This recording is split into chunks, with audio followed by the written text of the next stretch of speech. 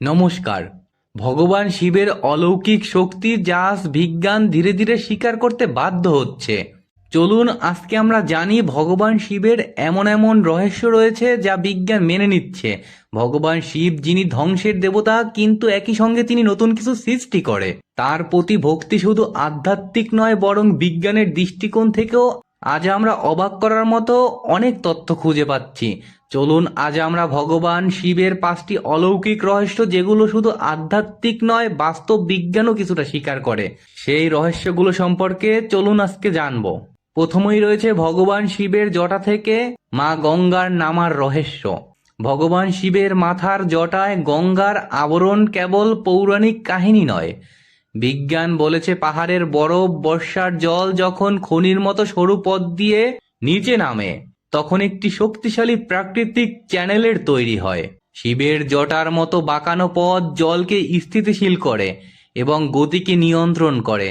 ভক্তরা এটিকে ভগবান শিবের করুণা ধারা বলে মনে করেন, আর বিজ্ঞান এটিকে গ্লেসিয়ার ফ্লো এবং হাইড্রোলজি তত্ত্ব হিসাবে ব্যাখ্যা করে। তাহলে বুঝুন ভগবান শিবের রহস্য যা বৈজ্ঞানিকভাবেও প্রমাণিত। এখনো যারা চ্যানেলটি সাবস্ক্রাইব করেননি, চ্যানেলটি সাবস্ক্রাইব করে আসুন। দেখুন ভগবান শিবের দ্বিতীয় রহস্য, তৃতীয় নয়ন। এই তৃতীয় নয়ন মহাপ্রলয়ের কাহিনী। ভগবান শিবের তৃতীয় নয়ন ধ্বংসের প্রতীক, তবে এটি কেবল ধ্বংস নয়, সৃষ্টিরও সূচনা করে।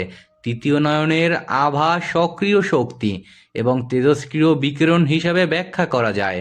মহাপ্রলয়ের সময় যে শক্তি নিঃসৃত হয় তার সঙ্গে অণুস্তরীয় বিকিরণের মিল রয়েছে, যা বিজ্ঞানও আজ স্বীকার করছে। দয়া করে ভিডিওটিতে লাইক দিয়ে নিন।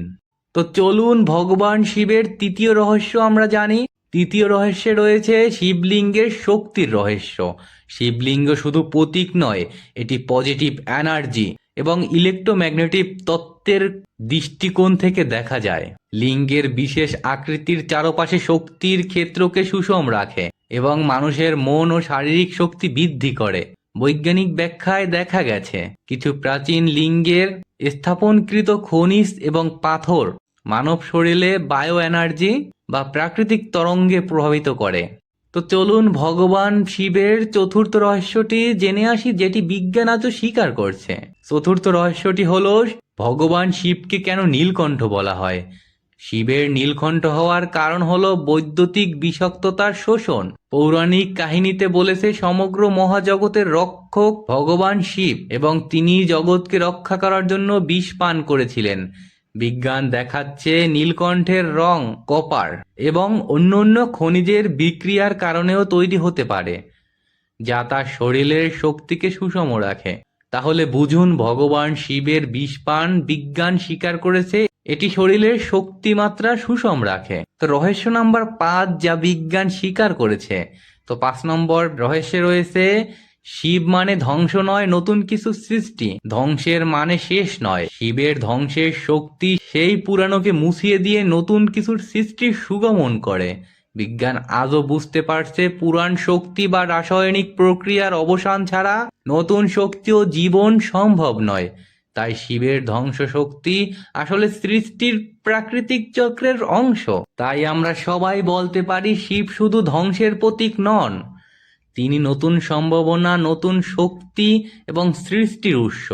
তার জটা, নীলকণ্ঠ, তৃতীয় নয়ন সবকিছুই আধ্যাত্মিক নয়, বৈজ্ঞানিক দৃষ্টিকোণ থেকেও বিস্ময়কর এগুলো।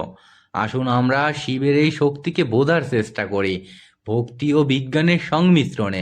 বন্ধুরা, এখনো যারা চ্যানেলটি সাবস্ক্রাইব করনি তারা সাবস্ক্রাইব করে দাও। তো মনে রাখতে হবে ভগবান শিবের রহস্য শুধু বিশ্বাস নয়, এটি বিজ্ঞানও আজ স্বীকার করছে। আপনার কি মনে হয়, আপনি কি সব রহস্য জানেন? তাহলে অবশ্যই আজই ভগবান শিবের অমোঘ শক্তি অনুভব করুন। দেখবেন মনের ভিতরে এক অসাধারণ অনুভূতি কাজ করবে ভগবানের প্রতি। বন্ধুরা, যদি ভিডিওটি ভালো লেগে থাকে তাহলে অবশ্যই শেয়ার করো তোমার বন্ধুদের মাঝে। আর এখনো যারা সাবস্ক্রাইব করনি তারা অবশ্যই সাবস্ক্রাইব করে দাও। নমস্কার, ভালো থাকো, সুস্থ থাকো।